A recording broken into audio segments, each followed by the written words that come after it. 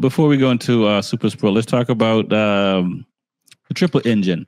I find that the triple engine does not get the same respect that the twins and the V4s and the inline four get. Is it just because they just haven't been on enough sport bikes? I mean, in MV Augusta, we got Yamaha, obviously we got Triumph, which is probably well known. I find that, people love twins. They love the inline fours and the V4s, but the triple engine seems to struggle. What are you guys' thoughts on the triple engine? Should it be up there with all the characteristics of the ones I mentioned? I mean, it should be, but because it's in the middle, it doesn't have the same. The twin has that deep, throaty sound. The inline fours have the high pitch, high revving sound. The triple just like it's stuck in the middle. It's like the middle child almost. No one likes it really. It's like the kid that's the oldest one. Is in charge. The young kid is the baby, gets spoiled. The middle kid's like, yo, hello, I'm here. That's how the triple is. No one cares about it. Man, I'm glad I'm the youngest. Because it's not like the best of both worlds. It's just stuck in the middle of both worlds. All right. No. And it's a good bike, but it's just I know a triple. No one cares. Reese, what are your thoughts on you've been in sales, you've been in racing, you're a fan of the triple motor. What are your thoughts on the triple engine, Reese? I mean, you got one in your back in your race garage? Nah, I don't have one in my race garage, not yet, but I'm working on one. I'm working on another, another one. So, but I mean, I think the triple is a good bike, man. I mean, everyone sits here, sleeps on it, and takes it for granted. But the power that it can actually produce, and for the low end torque coming out of a hole, is actually good. And then like I said with the R9, I mean, we actually have almost the same power as the R6 almost that we built up. I mean, you got to look what they're trying to do. They're trying to take a lot of RPMs away from the R9. So, I mean, the sleep and then what Smitty says is true. I mean, it's like it's somewhere in the middle, the triple, but the sound that it actually has. It's like almost like a buzzing sound. It's like a weird buzz to it, which actually sounds unique. And it's the same thing as what people used to say when the R1 came out. It sounds like a Ducati. Now everybody loves the sound. It's like, it eventually grows on people. So I think people sitting there sleeping on a triple is actually kind of insane. Just because what it puts out and produce, it's something different. All right. I do like the R1 sound though. I do like it. Yeah. See? Yeah. Point in case. I proved my point. It does sound good. What are your thoughts, Lewis, on the triple engine and why more people should go purchase one? I mean, the triple engine, if you know the bikes that have used it over the past 15 years or so, I mean, the most common triple that was out there for a long time was the Triumph. Like Triumph was known as the company to buy a triple from. They had a great motor. It was super reliable.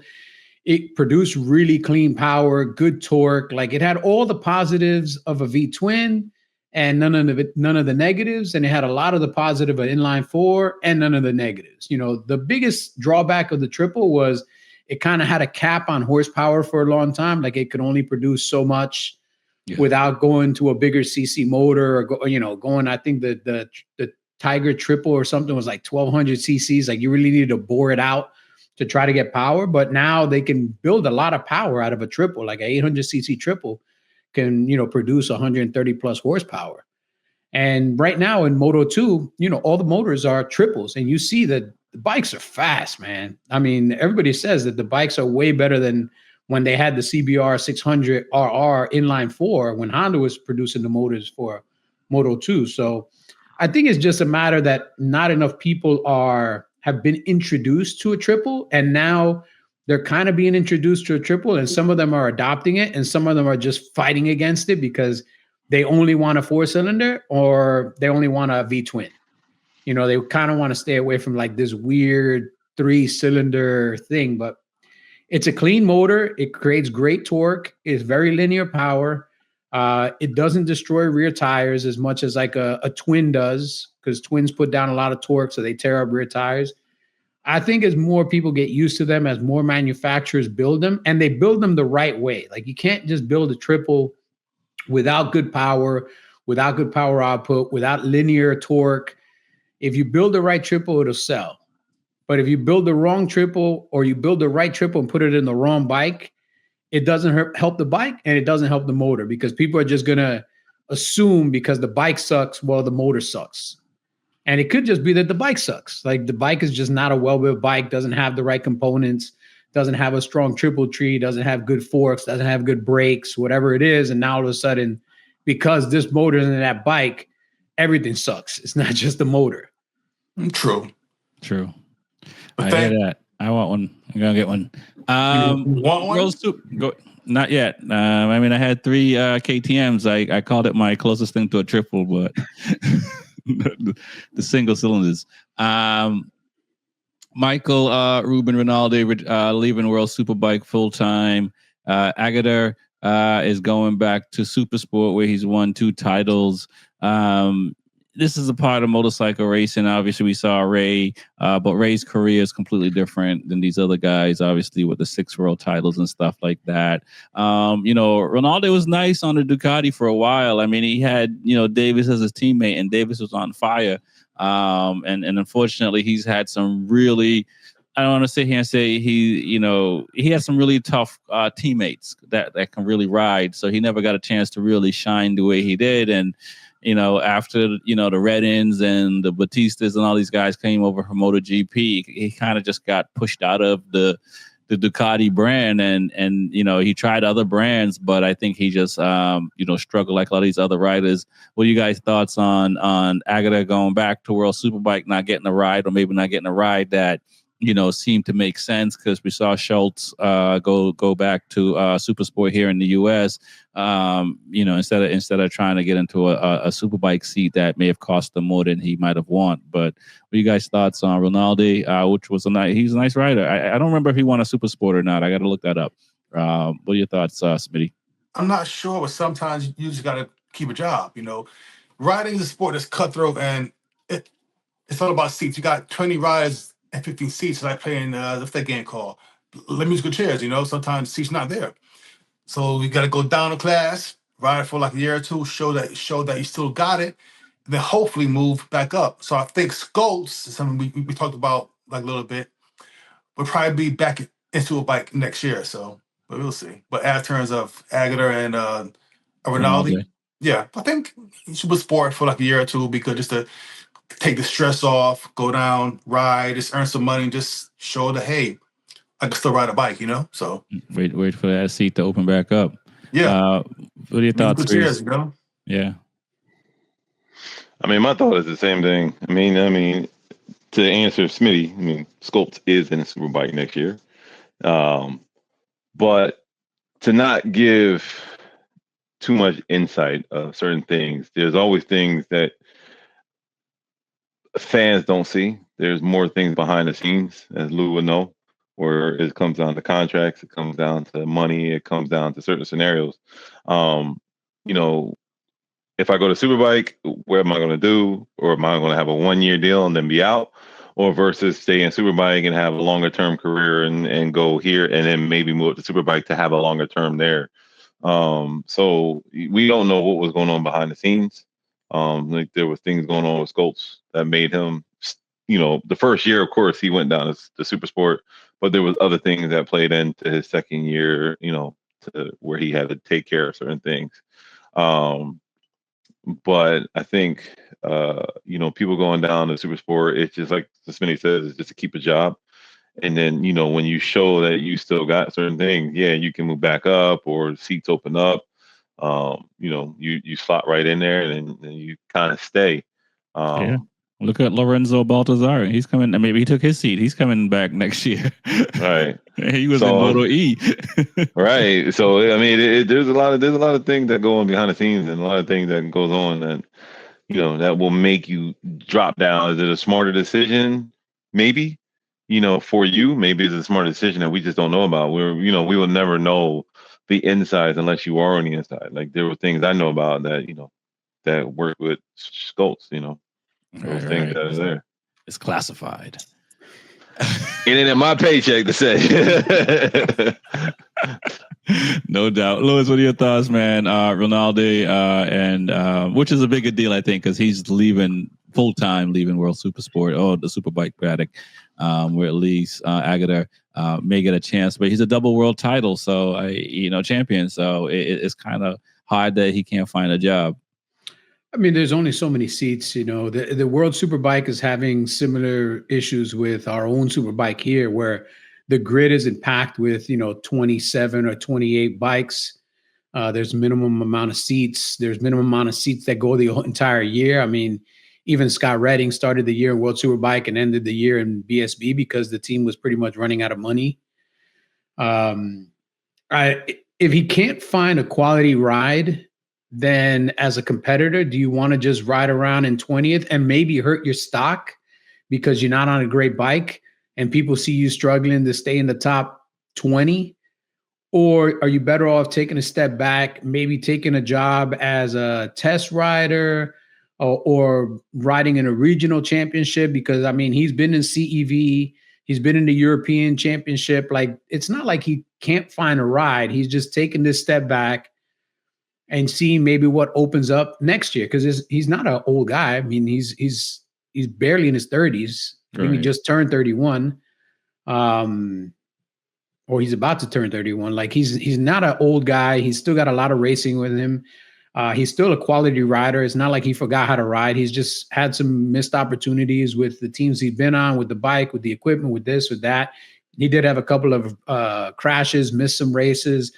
So he's just had this unsteady career over the last few years where it's had some peaks, it had some valleys. He didn't find a ride for next year, so he's just taking a step back. And I think he will throw his hat back into the rider market when the rider market makes itself available. Gotcha. And if he gets opportunity, he gets an opportunity. You never know what can happen in racing. I mean, he could be sitting home, somebody gets hurt, somebody calls him up, all of a sudden he comes back, he's in great shape to ride, and he does great on that as a fill-in rider. Again, not a replacement, just filling in. But again, it's an audition to show people, hey, I'm still here. I'm still a quality rider. I still know how to go fast and, get an opportunity somewhere else down the road. I would hate to think that at his age, it's over for him, because it's not like he has some debilitating injury that's keeping him from riding. Right. His only injury right now is he can't find a quality ride. He couldn't get signed. And so he has to sit out for a year. Right. Now, guys, is it time for him to start looking at the US? Is it, we were talking about this before the show started. Is it, should these younger riders that are not getting rides start to look at, different country championships instead of maybe trying to stay in World Superbike or MotoGP? Because we saw what Petrucci was able to come and do. We see some of these other riders coming over. You finished second in the championship. What are you talking about? He ain't win. Look, we thought. Listen, tough crowd. Initially, no. Hold on. Initially, hey, MotoGP guy coming down to Mo America, he gonna mop everybody up on a good bike. It didn't happen, and he came in here and Jake bust his ass, man, straight up. But one rider. It doesn't matter. And Jake bust everybody's ass. Because Jake does bust everybody. You got it. Kind of guys thought that he would have came here and been unbeatable. Well, I mean, listen, it's his. I'll defend him a little bit, and we'll move on. But it's his first year here, learning the tracks, all that. And he cried every race and complained about shit. And he still finished second place in the championship. It's not like he finished 10th. And we rode some shit tires of Dunlop.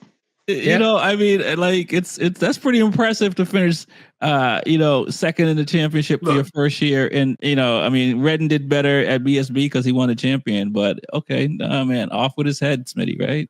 Even he thought he was gonna come in and whoop everybody's ass. Man, he came in confident as hell, and I understand it happens. And then next year, then came the short guy, Hector Barber. Right? He bust everybody's ass but one person. Come on, I'm just saying, man.